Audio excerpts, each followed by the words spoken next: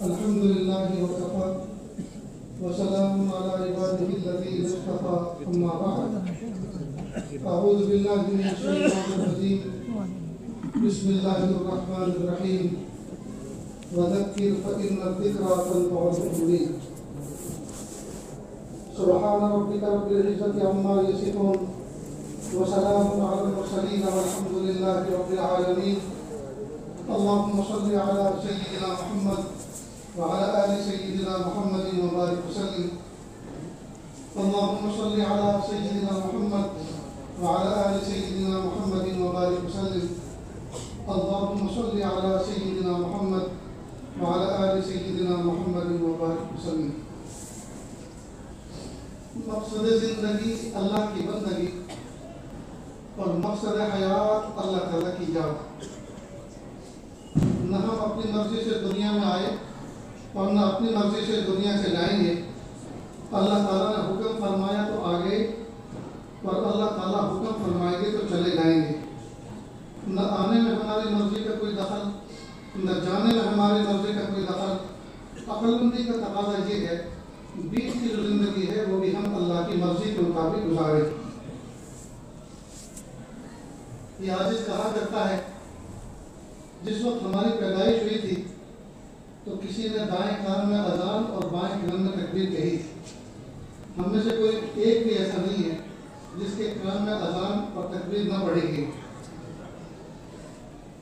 تو مومن بچہ جب پیدا ہوتا ہے تو دائیں کان میں اذان اور بائیں کان میں تکبیر کہی جاتی ہے لیکن یہ اذان اور تکبیر ایسی ہے کہ اس کے بعد نماز کوئی نہیں اور جب مومن کا انتقال ہوتا ہے تو نماز پڑھی جاتی ہے اور یہ نماز وہ ہے کہ اس سے پہلے نہ اذان نہ تکبیر معلوم ہو وہ جو نماز آخری میں پڑھی جانے والی ہے اس کی اذان اور تکبیر دنیا میں آتے کے ساتھ ہو جاتی ہے اور مومن کی زندگی کا خلاصہ ہے اذان تکبیر اور جماعت کے درمیان کا وقفہ بس یہ ہے مومن کی زندگی کا خلاصہ ہمیں چاہیے کہ ہم اپنی زندگی کو اللہ تعالیٰ کی رضا کے مطابق گزارنے والے بنے آپ کے سامنے اناؤنسر محترم نے جو قرآن پاک کی آیت پڑھی یا ایھا الذین آمنوا اتقوا اللہ وکونوا مع الصادقین اے ایمان والو تقوی اختیار کرو اور صالحین کے ساتھ رہو علامہ آلوسی بغدادی رحمۃ اللہ علیہ نے اس کی تفسیر میں لکھا ہے صالحین کے ساتھ اتنا رہو کہ ان کے جیسے بن جاؤ خالطوہم لتکونوا مثلہم یعنی ان کے ساتھ اتنا رہو کہ ان کے جیسے بن جاؤ جس زمانے میں انسان تھوڑے سے تھے ان کے مسائل بھی تھوڑے سے تھے آبادی بھی تھوڑی سی تھی اس زمانے میں بیک وقت دو نبی آتے تھے ابا بھی نبی بیٹے بھی نبی ایک بھائی نبی دوسرے بھائی نبی داماد نبی سسر نبی اور جب انسان بڑھ گئے انسانوں کے مسائل بڑھ گئے انسانوں کی آبادی بڑھ گئی اب سیرے سے نبوت کے دروازے بند ہو گیا اب کوئی نبی دنیا میں آنے والا نہیں اللہ کے محبوب صلی اللہ علیہ وسلم آخری نبی ختم نبوت ہو چکا اب کوئی نبی آنے والا نہیں حالانکہ عقل تو یہ چاہتی ہے کہ دلی جیسے شہر میں 4-5 نبی ہونے چاہیے لیکن دلی تو دور کی بات ہے پوری دنیا میں کوئی ایک نبی نہیں اگر کوئی نبوت کا دعویٰ کرے تو کوئی ملعون تو ہو سکتا ہے نبی نہیں ہو سکتا سوال یہ پیدا ہوتا ہے کہ اتنا مبارک سلسلہ بندوں اور خالق کے درمیان جو تھا اللہ پاک نے جی اپنے جو ہے انبیاء کرام کا سلسلہ جو جاری فرمایا تھا جو بندوں کو مخلوق کو خالق سے جوڑا کرتے تھے اللہ کے منشے اور مراد کو بندوں کو پہنچایا کرتے تھے یہ سلسلہ اللہ نے کیوں بند کر دیا اصل میں پیارے اللہ نے سب سے اپنے پیارے آخری نبی محمد صلی اللہ علیہ وسلم سے جو دنیا میں مبعوث فرمایا تو محبوب کو اللہ پاک نے ایسی امت عطا فرمائی اور اس امت کے اندر ایسے علماء اور صلاحہ عطا فرمائی گویا کہ اللہ کی رحمت نے اب اعتماد کر لیا ان پر کہ اب کسی نبی کو بھیجنے کی ضرورت نہیں ہے میرے محبوب کی امت کے علماء اور صلاحہ صبح قیامت تک کار نبوت انجام دیتے رہے لہذا اس امت کے علماء اور صلاحہ کو اللہ نے وہ شان عطا فرمائی ہے جو سابقہ امتوں میں انبیاء کرام کو شان ایک عالم اور ایک بزرگ کے پیچھے ہزاروں لاکھوں کی تعداد میں ان کے فلوور، ان کے متبعین، ان کی باتوں اور ان کے اشاروں پر جان نچھاور کرنے والے، ان کی نصیحتوں پر عمل کرنے والے موجود ہیں۔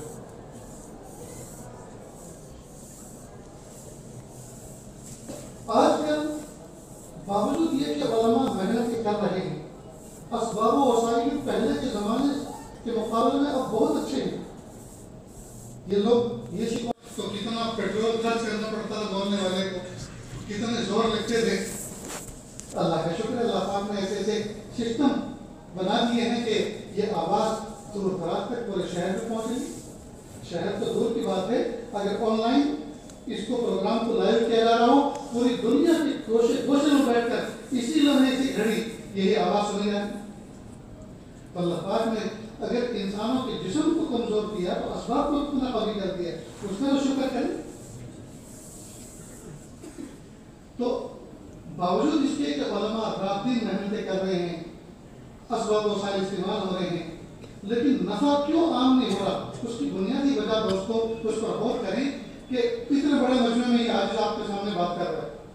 بہت سارے لوگ وہ ہوں گے جو غفلت سے سن رہے ہیں اور وہ یہ سمجھ رہے ہیں کہ اس کے مخاطب کوئی اور ہے، وہ سنیں، مجھے نہیں سننا۔ ٹھیک ہے، میں بیٹھا ضرور ہوں، لیکن میں اس بات کے مخاطب نہیں ہوں۔ جب بندہ اپنے آپ کو مخاطب ہی نہیں سمجھے گا تو پھر وہ سنے گا کیا؟ جب سنے گا ہی تو عمل کیا کرے گا؟ اس لیے اس طرح کے دینی حلقوں کے اندر، مجموع کے اندر آنے سے پہلے نیتوں کی تصحیح کر لینی چاہیے کہ پیارے اللہ، آج کے مجمع میں، آج کی محفل میں، آج کی مجلس میں کوئی ایسی بات کانوں کے راستے دل اور دماغ کو اتار دیجیے جو میری زندگی بدلنے کا سبب بن جائے۔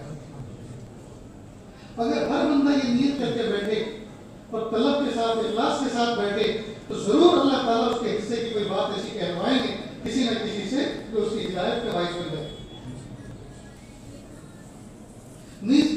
جو بات کہی جائے گی انشاءاللہ ہمیں عمل کرنا ہے، اس نیت کے ساتھ بیٹھیں اور اٹھیں تو انشاءاللہ مجمع صلاح تقوی کے ساتھ، عمل کے جذبے کے ساتھ، اخلاص کے ساتھ اٹھے گا تو یہ اخلاص آگے تک پہنچے گا۔ قرآن پاک میں اللہ پاک نے فرمایا، اے ایمان والو، یا الذین آمنوا اتقوا اللہ، تقوی اختیار کرو، وکونوا مع الصادقین، اور صالحین کے ساتھ رہو، نیکوں کے ساتھ رہو، کیونکہ اللہ خالق ہیں، اللہ مالک ہیں، اللہ جانتے ہیں کہ ہماری ضرورت کیا ہے، ہماری کمزوری کیا ہے۔ لہذا اللہ پاک نے اس کے لیے حل فرمایا کہ تمہاری کمزوری کو میں جانتا ہوں اور تمہاری اصلاح کس میں مضمر ہے اس کو میں جانتا ہوں، میں تمہارا خالق ہوں، میں تمہارا مالک ہوں، میں تمہارا رازق ہوں، لہذا جو کہوں اس کو کرو، اس پہ فائدہ ہے۔ چنانچہ آپ دیکھیے یہ جو صحبت ہے نا، لوگوں کے ساتھ اٹھنا بیٹھنا، یہ جانداروں کا تو اثر ہے ہی، بے جان صحبتوں کا بھی اثر ہوتا ہے۔ میں ایک مثال دیا کرتا ہوں اپنا سبق سنانے کے طور پر، کہ جو ریڈیو ریپیئر کرتے ہیں، کہ کالم ریپیئر کرتے ہیں، ٹیلی ویژن ریپیئر کرتے ہیں، ان کے یہاں پرانا اسپیکر رکھا رہتا ہے الٹا، اور اس کے اوپر پیچکش چپکا کے رکھتے ہیں، جو پیچکش بنے ہوتے ہیں لوہے کے، کیونکہ اس میں مقناطیس ہوتا ہے، لوہے چمبک ہوتی ہے تو اس پر چپکا کے رکھتے ہیں۔ اور مقصد یہ ہوتا ہے کہ اگر کوئی اسکرو، کوئی پیچ ایسی جگہ پہ کھولا جائے جو وہاں پھنس جائے، انگلی سے نکال نہ سکے، تو یہی لوہے کا اسکرو ڈرائیور پیچکش جو مقناطیس پہ چپکا ہوا ہے، اس کو اٹھاتے ہیں اور اس کو لٹکاتے ہیں، وہ اس کو چوم لیتا ہے، لوہے کے اسکرو کو، پیچ کو چوم لیتا ہے اور وہ پیچکش اس کو لٹکا کے باہر نکال دیتا ہے۔ سوال یہ پیدا ہوتا ہے کہ وہ پیچکش لوہے کا اور یہ پیچ بھی لوہے کا، تو لوہے کے پیچکش نے اس پیچ کو کیسے چوم لیا؟ وہ چوما اس لیے کہ وہ ایک زمانے سے مقناطیس کی صحبت میں وقت گزار رہا ہے، اور مقناطیس کی صفت یہ ہے کہ وہ لوہے کو کھینچتی ہے، چومتی ہے، لہذا اس کے اندر بھی یہ صفت اس کی صحبت میں رہنے سے منتقل ہو گئی کہ یہ بھی لوہے کو چومنے لگا، یہ بھی پکڑنے لگا، جس کی صحبت کے اندر رہ کے اثر اس کے اندر منتقل ہو گیا۔ تو بے جان لوہے کے اندر بے جان مقناطیس کا اثر آ گیا اس کی صحبت میں رہنے سے، تو اگر بے جان چیز کے اندر اثر آ سکتا ہے تو تڑپتے ہوئے بھڑکتے ہوئے دل کے ساتھ کوئی بیٹھے ہوئے رہے تو اس کے اندر وہ اثرات کیوں نہیں آ سکتے؟ گجرات کے اندر میرے استاد مرحوم حضرت مولانا سید ذوالفقار صاحب رحمۃ اللہ علیہ، سادات میں سے ایک بہت بڑے کے بزرگ عالم تھے۔ انہوں نے فرمایا کہ میرے یہاں ایک مرتبہ ایک کسان نے کیلے کی پوری لوم ہدیہ بھیجی. میں نے کہا بھائی میں اکیلا رہتا ہوں, اتنے سارے کیلے آپ میرے یہاں کیوں لے کے جا رہے ہیں؟ کہ حضرت کہ آپ کو ہدیہ ہے, آپ رکھیں. تو اتنے ساروں کا میں کیا کروں گا؟ کہ حضرت یہ دھیرے دھیرے پکتے رہیں گے, کھاتے رہنا, کافی دن تک چلیں گے. کہا مجھے تو اس کو پکانے کا طریقہ بھی نہیں آتا. کہا اس کے اوپر ایک چادر ڈھانپ کر کسی جگہ اس کو لٹکا دو اور یہ اپنے وقت پہ پکتے رہیں گے, آپ دیکھتے رہیں, توڑتے رہیں.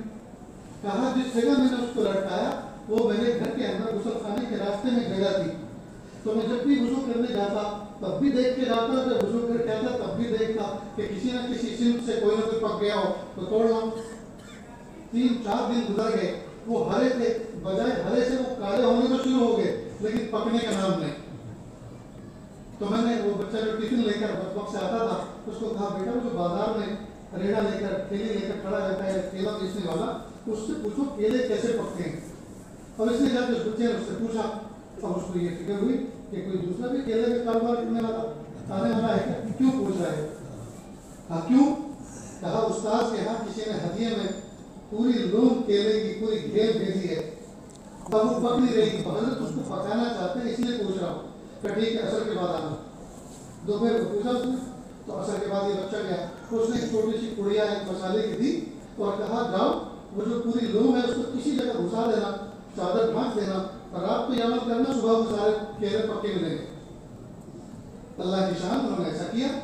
اور صبح کو حضرت نے فجر کی نماز کے لیے وضو کرنے گئے, دیکھا تو سارے کے سارے پیلے ہو رہے ہیں اور سب جو ہے مسکرا رہے ہیں اور پکے ہوئے تیار ہیں. حضرت نے فرمایا کہ میرا نقصان تو بہت بڑا ہوا, میں چاہ رہا تھا کہ یہ بہت دنوں تک چلتے, یہ تو دفعتاً سارے کے سارے ایک ساتھ پک گئے. تو میں نے پاس پڑوس میں استاد جو رہتے تھے ان کو ہدیہ بھیج دیا. تو میرا نقصان تو بہت بڑا ہوا, لیکن ایک بہت بڑا مسئلہ حل ہو گیا, اور وہ یہ کہ جب ایک چھوٹی سی پڑیا اپنی صحبت میں رہنے والے سارے کیلوں کو پکا سکتی ہے, اللہ کا ولی اپنی صحبت میں بیٹھنے والے لوگوں کے دلوں کو بھی لگا سکتا ہے. ایک مسئلہ میرا حل ہو گیا. بہرحال جب بندہ کسی کی صحبت میں رہتا ہے اللہ تعالیٰ صحبت کے اثرات منتقل فرماتے ہیں. میں کہا کرتا ہوں ایک بچہ زندگی بھر گالی نہ دے ممکن ہے, لیکن گالی دینے والے بچوں کے ساتھ کھیلے, اس محلے میں رہے, اور زندگی میں ایک بار بھی گالی نہ دے ناممکن ہے. ایک بچہ زندگی بھر اسموکنگ نہ کرے, بیڑی سگریٹ نہ پیے ممکن ہے, لیکن بیڑی سگریٹ پینے والے ماحول میں رہے اور ایک بار بھی کش نہ لگائے ناممکن. صحبت کیسا ہوتا ہے؟ اس لیے دوستو اللہ والوں کی صحبت اختیار کریں, نیکوں کی صحبت اختیار کریں. جب ان کی صحبت اختیار کریں گے تو ان کے اثرات منتقل ہوں گے. یہ انسان کی کمزوری ہے کہ انسان جس کی صحبت میں رہتا ہے اس کے اثرات اپنے اندر منتقل کر لیتا ہے. بلکہ دنیا کے اندر جتنی بھی اچھی بری چیزیں شائع ہیں, جتنی اچھی بری چیزیں چل رہی ہیں, چاہے وہ ہیئر اسٹائل ہو, بالوں کی کٹنگ ہو, چاہے وہ لباس کا انداز ہو, چاہے چلنے پھرنے کا انداز ہو, چاہے کھانے پینے کا انداز ہو, یہ کسی نہ کسی کی صحبت سے منتقل ہو رہا ہے, کسی نہ کسی کی صحبت سے منتقل ہو رہا ہے. اگر کوئی بچہ اسموکنگ کرتا ہے, جوان ہے, آپ اس سے پوچھے بیٹا یہ آپ نے کہاں سے شروع کی؟ میں تمہارے ابا سے بھی واقف ہوں, تمہارے دادا سے بھی واقف ہوں, نہ تمہارے ابا اسموکنگ کرتے تھے نہ تمہارے دادا کرتے تھے, یہ تم نے کہاں سے سیکھی؟ کہا انکل بس معاف کریں, میں کیا بتاؤں, میں ہاسٹل میں رہتا تھا, روم پارٹنر میرے بیڑی سگریٹ پیا کرتے تھے, تو یہ عادت وہاں سے لگی. تو دیکھو یہ عادت بد جو لگی, اس کی صحبت کا ریفرنس اور حوالہ جو وہ دے رہا ہے وہ کسی کی صحبت دے رہا ہے, وہ کسی کی صحبت دے رہا. معلوم ہوا صحبت کا اثر لازمی طور پر ہوتا ہے. تو جب بروں کی صحبت منتقل ہوتی ہے, اچھوں کی صحبت اگر اچھوں کی صحبت میں رہے تو منتقل نہیں ہوگی. میں کئی دفعہ حرم پاک اللہ کی توفیق سے جانا ہوتا ہے. اللہ ہم سب کو حرم پاک کی مقبول حاضری زیارت توفیق عطا فرمائے. تو کئی مرتبہ میں عشاء کے بعد, فجر کے بعد, اشراق کے بعد حرم میں چلتا ہوں اور نیت یہ کرتا ہوں کہ پیارے اللہ, نہ جانے کیسے کیسے ہوش, کتب, ابدال, آپ کے نیک بندے آپ سے اجازت لے کر اس دربار میں آئے ہیں. پیارے اللہ, جن نگاہوں کے اندر زہر ہوتا ہے, جن نگاہوں کے اندر حسد ہوتا ہے, بغض ہوتا ہے, وہ نگاہیں کسی کو پڑ جائے تو نظر لگتی ہے. نظر لگنا حق, العین حق, نظر کا لگنا تو حق ہے. جب بری نظر لگتی ہے تو پیارے اللہ اچھوں کی نظر کیوں نہیں لگتی ہوگی؟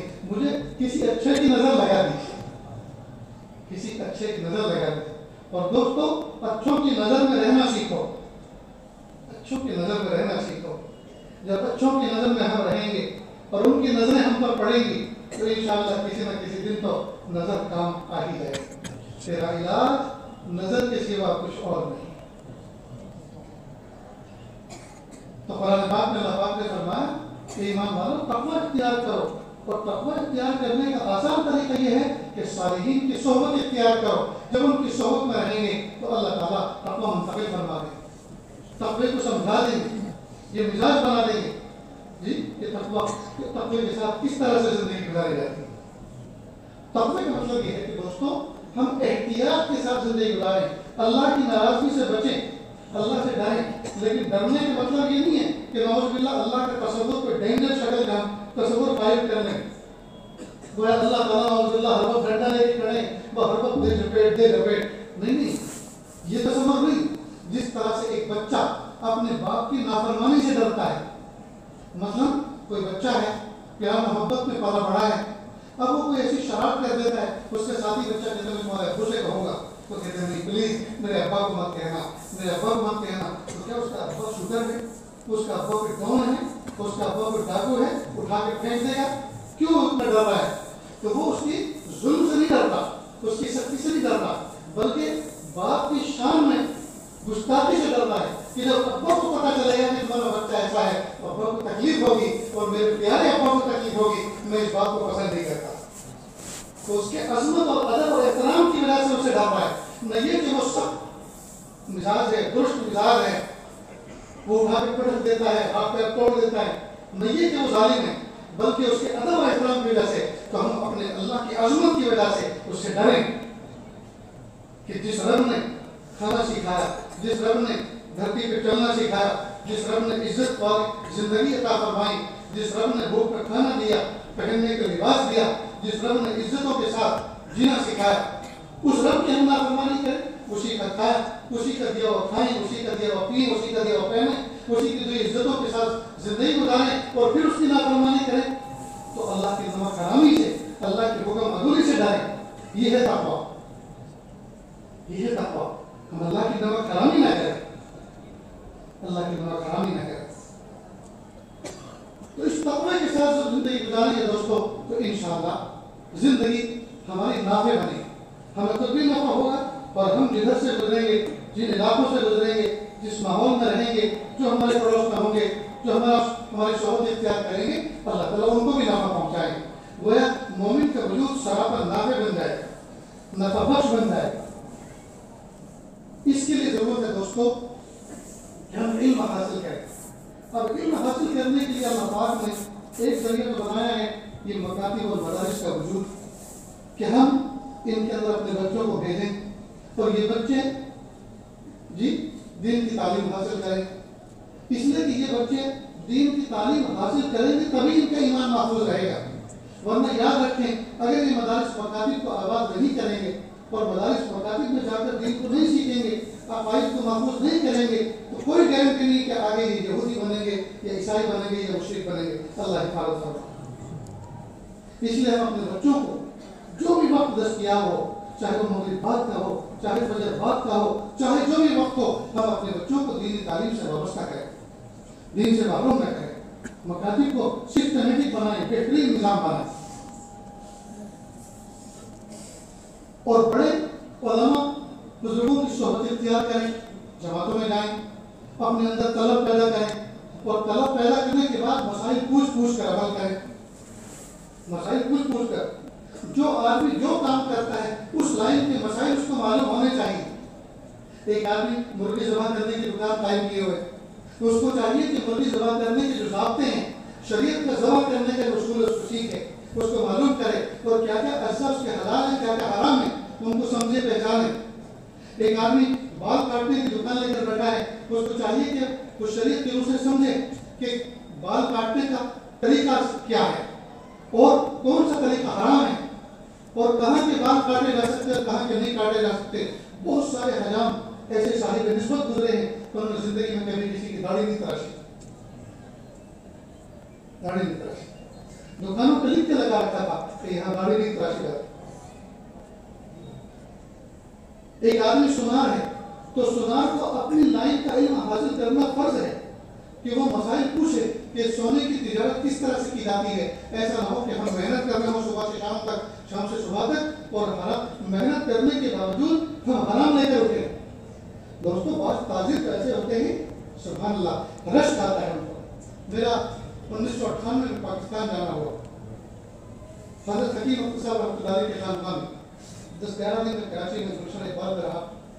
میرے کچھ رشتے دار لاہور کے اندر، فیصل آباد کے اندر بھی رہتے ہیں، تو میں اپنے رشتے داروں کے یہاں گیا تو ان کی اسٹیل کی ہارڈویئر کی بہت بڑی دکان ہے۔ میں اپنے رشتے میں بھانجے کے یہاں بیٹھا ہوا تھا، میں نے کہا رمضان یہاں 2 دکان چھوڑ کر ایک پنجابی کی دکان ہے، تو وہ یہ کہہ رہے تھے کہ آپ کے یہاں انڈیا سے جو عالم مردے آئے ہیں ہم ان کو دیکھنا ملنا چاہتے ہیں، تو ہمیں ملاقات کا موقع دیں۔ تو میں ذرا بزی ہوں، کسٹمر آئے ہوئے ہیں، آپ تھوڑا سا واک کر کے چلے جائیں اور ان سے ملاقات کریں۔ ٹھیک خیر میں گیا، ماشاء اللہ پنجابی قدو کاٹ کے لہیم شہید نوجوان بیٹھے ہوئے تھے، بہترین ٹوپی پہنے ہوئے۔ میں پہنچا وہ پہچان گئے، وہ کھڑے ہو کر سلام کیا، مسافر معانقہ ہوا، بیٹھ گئے۔ اور مولانا صاحب کیا حال ہے؟ اللہ کا شکر ہے۔ تو کہا چائے پیئیں گے؟ میں نے کہا چائے بھی ہونی چاہیے لیکن چائے اکیلی نہ ہو، چائے کے ساتھ کچھ وائے بھی ہو۔ ہم نے اپنے بزرگوں کے ساتھ سلیقہ سیکھا ہے، کہا کسی کا کھا کے اس کو اپنا بناؤ، کسی کو کھلا کے اس کو اپنا بناؤ، اور اپنا کیا بنانا اصل اس کو اللہ کا بنانا۔ تو بیٹے تجربی کا کون اختیار کیا؟ میں نے کہا بھائی چائے اکیلی نہ ہو، چائے کے ساتھ کچھ وائے بھی ہونی چاہیے۔ وہ اس جملے سے بڑے خوش ہوئے، تو ان کے سامنے ٹیبل رکھا ہوا تھا، انہوں نے ڈراؤ کھولے، پہلے سے تیاری کر رکھی تھی ہماری ملاقات کی، اس میں چل غوزے اور ڈرائی فروٹ تھی، وہ پلیٹ کے سامنے رکھ دی۔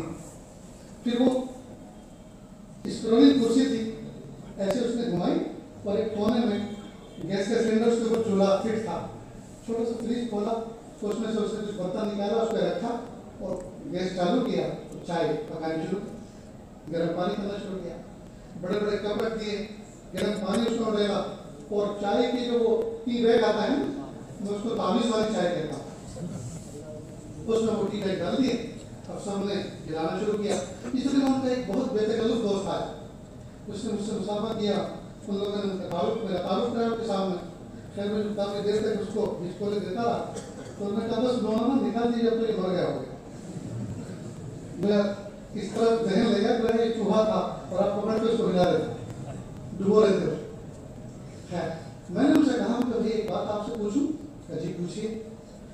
تو نے کہا اللہ پاک نے آپ کو کھلی دلی روزی عطا فرمائی ہے، یہ احتیاط یہ سب چائے وغیرہ یہ مسئلہ تو ہمارے ملک میں ہے، ہم اگر کہیں ریڑے سے لاری سے چائے پیئیں تو سوچنا پڑتا ہے کہ یہ کون ہے بنانے والا، لیکن آپ کے یہاں ماشاء اللہ خریدنے والے، لانے والے، بیچنے والے، پینے والے سب کے سب اہل ایمان ہیں، تو پھر آپ 2 روپے 3 روپے 1998 کی بات ہے، چائے زیادہ سے 2 روپے 3 روپے کی ہوگی، تو آپ اگر چائے منگوا لیتے بنی بنائی ریڈی میڈ تو اس چائے کا بھلا ہو جاتا، وقت بھی بچتا، آسانی کے ساتھ چائے سے پانی ہو جاتے۔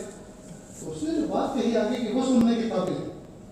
ہم نے کہا کہ مولانا صاحب اصل بات یہ ہے کہ جو ریڑے والے ٹھیلے والے ہیں جو چائے بناتے ہیں، ان کے چھوٹے چھوٹے بچے وہ مزدوری کرتے ہیں، چائے کے آرڈر سپلائی کے پہنچاتے ہیں، اور یہ بچے کئی مطلب یتیم ہوتے ہیں، اور وہ کھیلتے کودتے جاتے ہیں، کئی مطلب ٹائم لیٹ ہو جاتے ہیں، تو ان کو منہ سے گالیاں نکالتے ہیں، مادی کی گالی کرتے نکالتے ہیں۔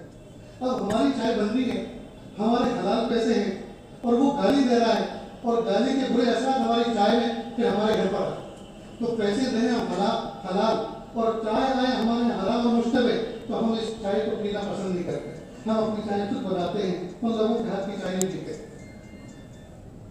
میں نے کہا یا اللہ، ناز کا گل کو اپنی نزاکت پر، لیکن اس نے دیکھے ہی نہیں ناز و نزاکت والے۔ ہم تو اہل مذاق یہ سمجھتے تھے کہ ہم تقویٰ جانتے ہیں، ہم تقویٰ پہچانتے ہیں، ہم متقی ہیں، جی اپنی ہم نے دیکھی ہی نہیں ہے معاشرے میں نکل کر متقی دکانوں پر بیٹھے ہوئے۔ میرے بھائیو، کسی نہ کسی کی صحبت تو ہم نے اٹھائی ہوگی، کسی نہ کسی کی صحبت کا اثر تو ان کے دل پر مرتب ہوا ہوگا۔ اس لیے دوستوں علماء صلحاء کی صحبت اختیار کریں، جب آپ ان کی صحبت اختیار کریں گے تو اللہ تعالیٰ تقویٰ منتقل فرمائیں گے، تو اس کو سیکھیں، جی مدارس کے اندر مساجد کے اندر اپنے بچوں کو بھیجیں، پھر ہم خود بزرگوں کی صحبت میں بیٹھیں، ان کی صحبت میں بیٹھ کر طلب پیدا کریں. جب طلب پیدا ہو جائے گی اور مسائل سیکھ سیکھ کے ہم عمل کریں گے جی تو اللہ تعالیٰ ہمیں تقویٰ عطا فرمائے. تو ہر آدمی کا عالم ہونا ضروری نہیں ہے، لیکن جو کام جتنا وہ کر رہا ہے اتنے مسائل تو اس کو معلوم ہونا ضروری ہے تاکہ وہ حرام نہ کرے. تو کئی مرتبہ بہت سے لوگ صبح سے شام تک اور شام سے صبح تک محنت کرتے ہیں لیکن وہ محنت حرام ہوتی ہے. میں اپنی بات کو جاری کر رہا ہوں، بہت لمبی بڑی بات نہیں کرنی اور حضرات بھی آپ سے مخاطب ہوں گے. کئی مرتبہ ہم لوگ محنت کر رہے ہیں لیکن محنت کے باوجود محنت حلال نہیں ہونے حرام ہو رہی. بمبئی کے اندر ایک تاجر ہے کپڑوں کے، انہوں نے فرمایا کہ ہم سے تو کپڑے خریدتے ہیں اور کہتے ہیں اچھا جی یہ بتاؤ آپ کو یہ کپڑا کتنے میں پڑا؟ تو ہم کہتے ہیں دیکھو بھائی سچ بولیں گے نہیں، سچ بتائیں گے نہیں اور جھوٹ بولیں گے نہیں. آپ کو لینا ہو تو لے لو ورنہ دکان اور بہت. سچ بتائیں گے نہیں اور جھوٹ بولیں گے نہیں. اور ہمارا حق کیا ہے؟ ماں قسم تیری قسم میری قسم، پتہ نہیں کتنے قسمیں کھائے جاتے ہیں اور سب جھوٹی اور حلال کو حرام کر دیتے ہیں. کہا سچ بتائیں گے نہیں اور جھوٹ بولیں گے نہیں، آپ کو لینا ہو تو لے لو ورنہ کسی اور جگہ. میں نے کہا یہ کیا مطلب، اس کی کیا حکمت ہے؟ سچ بتائیں گے نہیں جھوٹ بولیں گے نہیں. کہ اصل میں جھوٹ تو یہ ہے کہ ہم جتنے میں ہم کو دے رہے ہیں اس سے 1 روپیہ کم کر کے بتائیں گے تو یہ جھوٹ. اور سچ یہ ہے کہ جتنے میں ہمیں پڑا اتنا بتائیں. مثال کے طور پر ایک کپڑا 10 روپے میٹر میں ہمیں آیا اور ہم بیچتے ہیں اس کو 20 روپے میٹر. تو 20 روپے میٹر جو بیچ رہے ہیں اس میں ہم نے کئی چیزیں ایڈ کی ہیں. ایک تو مثال کے طور پر ٹیکس، دوسرا جس دکان میں بیٹھے ہوئے اے سی چل رہا ہے، پنکھا چل رہا ہے، لائٹیں روشن ہیں جی، اس کا بل، دکان کا کرایہ، اور یہ سب کرنے کے بعد ہمیں 3 یا 4 روپے میٹر پہ مل رہے ہیں. تو کیا ہم صبح سے شام تک محنت کریں تو کیا 3-4 روپے میٹر پہ نہیں کما سکتے؟ بالکل کمانا چاہیے اور کما سکتے، کیوں نہیں؟ تو اگر ہم سچ بتا دیں گے کہ 10 روپے میٹر کا توبہ 10 روپے میٹر تمہیں پڑا اور 20 روپے ہمیں دے دو، وہ فوراً ایک بات بھی نہیں سنے گا، ہم سے بدگمان ہو کے چلا جائے گا. اس لیے کہا سچ بتائیں گے نہیں اور جھوٹ بولیں گے نہیں. لینا ہو تو لے لو ورنہ دکانیں بہت. اور تو الحمدللہ آج تک کوئی بھی کسٹمر ہمارا فیل نہیں گیا. بس ہم اسی چوری پہ بات کرتے ہیں، سچ بتائیں گے نہیں، جھوٹ بولیں گے نہیں. تجارت کرنے بیٹھے ہیں لیکن آپ کو لوٹ بھی نہیں ہے، لوٹ بھی نہیں. اگر آپ ہماری جگہ ہوتے تو اتنا نفع اتنا مارجن آپ بھی رکھتے جتنا ہم رکھے ہوئے ہیں، لیکن ہم بتائیں گے نہیں. آپ کتنی صاف ستھری بات ہے. لیکن افسوس کی بات ہے صاف ستھرے انداز سے جب چیز کوئی مل سکتی ہو تو ہم اس کو ایج پیش کر کے حرام کر کے کیوں لا رہے ہیں دوست. اور نہ یہ کہ ہم حرام کر کے لا رہے ہیں بلکہ وہ معصوم بچے جو آگے چل کر ولی بننے والے ہوتے یا آگے چل کر قوم کے دائی بننے والے ہوتے، لیکن ہمارے حرام لقمے کھا کر ان کے اندر وہ ساری صلاحیت رکھتے ہو. اس لیے میرے بھائیوں تقویٰ اختیار کریں، اپنے بچوں کو جاہل نہ رکھیں، اپنے بچوں کو عالم بنائیں، اپنے بچوں کو عالم بنائیں. بہترین اردو خود بھی سیکھیں اور اپنے بچوں کو پڑھائیں. جو قوم اپنی زبان سے ناواقف ہوتی ہے وہ اپنے اسلاف کی تاریخ سے بھی ناواقف ہوتی ہے. ہمیں اگر اردو معلوم نہیں ہے، ہمارے اکابر مشائخ کی سیرت طیبہ، ہمارے اکابر مشائخ کے ملفوظات، ان کی زبان سے نکلی ہوئی تقوی کی گفتگو، ہم جب اس کو نہیں پڑھیں گے تو ہمارے اندر تقوی آئے گا کیسے؟ ایک جملہ ان کا، ایک عبارت ان کی ایسی ہے بندہ اس کو پڑھے اور سر گھومے. اس لیے دوستو ضرورت ہے اس بات کی کہ ہم علم کو پڑھیں، علم کو عام کریں. جہاں علم پڑھایا جا رہا ہے، سکھایا جا رہا ہے، ان کا تعاون کریں. ہمارا تعلق علم کے ساتھ کسی نہ کسی درجے میں ضرور ہونا چاہیے. اللہ تعالیٰ سے دعا ہے اللہ کے رسول سے زیادہ توفیق عطا فرمائے.